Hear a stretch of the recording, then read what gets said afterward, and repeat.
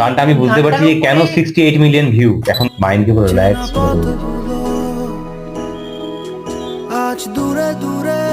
মানে এবার বুঝলাম যে কেন তোমরা এতবার কেন রিকোয়েস্ট করছিলে। আমি এখনই ফিলিংসটা আসছিল বেশি। Welcome to 99% fun. আজকে আর ডাকেনি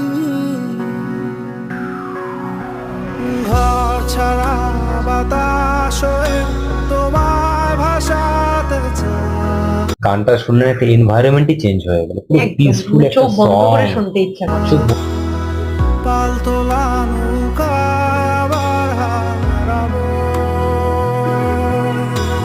ঘুম ভাঙা সকাল